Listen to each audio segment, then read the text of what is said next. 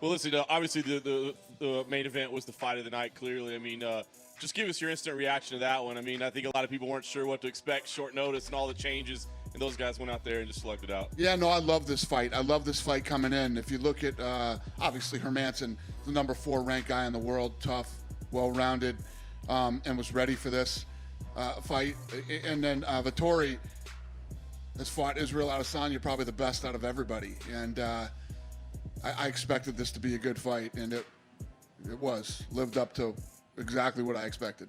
As you move forward with Vettori, he was kind of low down the rankings, right? He had been waiting for a big moment like this. I don't know how far he'll jump up, but do you now see him as a guy that's like big fight next? I think he breaks into the top 5 with this one, yeah. I think he breaks into the top 5. First Italian to ever do it. It's a big deal. So yeah, it was an important fight in that division, and I'm excited for him. I think that kid's ready for anything.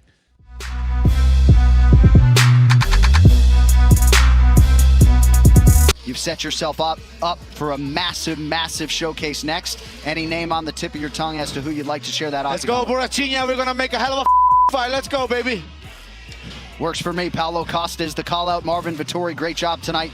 I know you don't like to make fights on Fight Night and stuff, but in his post-fight interview, Vettori said he wanted to fight Paulo Costa next. I wonder what you think of that fight. I love that fight.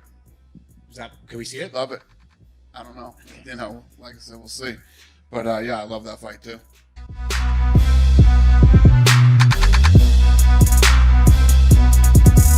Man, to be honest with you, before I called out Borrachina, but fuck Borrachina, he just came out of a crazy loss. Why would I even fight him? I'm going to go straight to the title, man. To be honest, I'll be really honest. I like the fight, but, I feel like top 5, there's no opposition. There's no real opposition. Like, Cannonier just lost. Darren Till is, I don't know. I don't even think he's top 5. Borrachina just lost brutally. And who else is there? And Jack was number 4. So, oh yeah, Whitaker wants to just enjoy Christmas with his kids, which I don't blame him. But it doesn't seem like he really wants to fight for the title.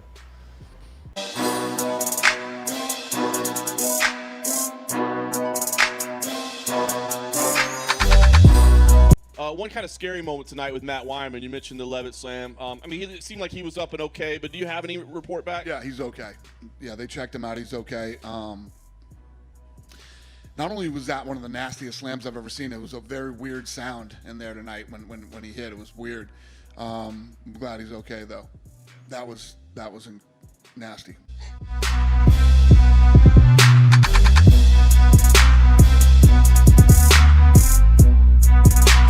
There's a fight that doesn't make sense for me. Again, I don't need to take it.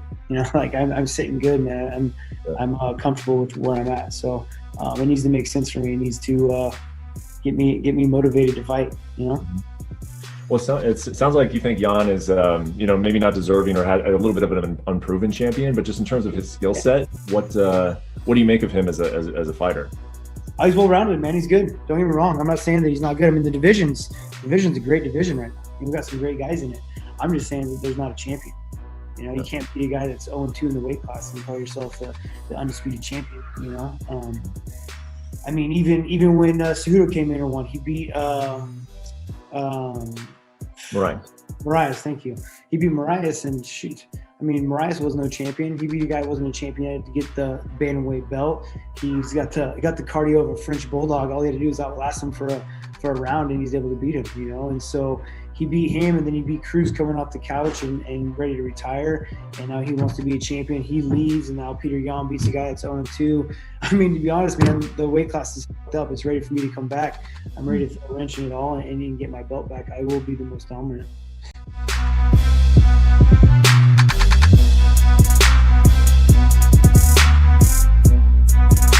Last thing for me, surprise news yesterday with the release of Yoel Romero. Can you explain to us what happened there? Why Yoel is no longer with the UFC? Well, it's not just Yoel. We're going to go through some serious cuts here at the end of the year. Probably going to have 60 cuts coming up before the first of the year. And Yoel is lost 4 of his last 5. He's 44 years old. our roster is very inflated right now. So we're gonna have some big cuts coming before the end of the year. You're gonna see a lot of names going here in the next several weeks.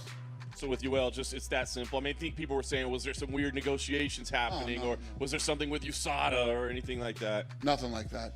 No, we're just literally starting to go through the list, and he's 44. He's lost 4 of his last 5, and these are the tough decisions you got to make.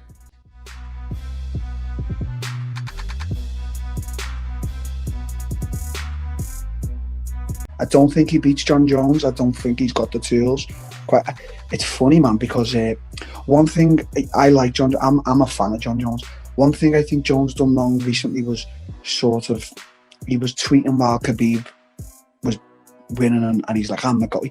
Yeah, I know obviously what his thoughts are, but I think he should have left it. Just let Khabib have them 4 weeks of whatever Khabib's got. Khabib's a great man and a great fighter and a great champion, but no doubt in my mind, I think John Jones is the pound for pound #1 right now. There's just it's competition who he's beat, and yeah, the PED does taint him. The steroids or whatever. I don't even know what you said, what to call that. I've never took a scoop of protein. Never mind steroids. He's the best. The steroids taint his legacy a little bit, but not as much as people say. He's the best. So you think he beats Izzy? Yeah, I think Jones beats Izzy, but I think Izzy beats Jan.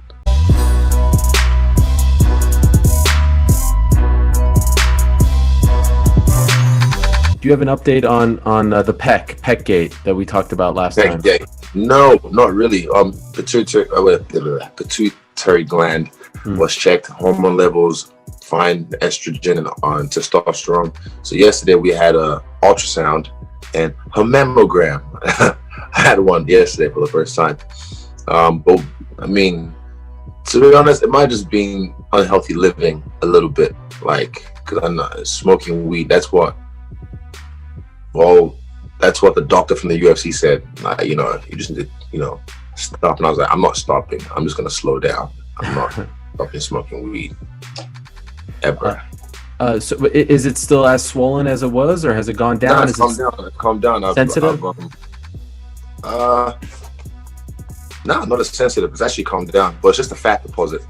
And yeah, but man, hey, after a performance like that, like I said, I think I was on steroids too, because it was mind blowing. What the did I just do to that? Like the guy that he walked down Romero. No one walks down Romero. Why didn't he just use his boxing? Costa should just stuck to his game plan. He would have won.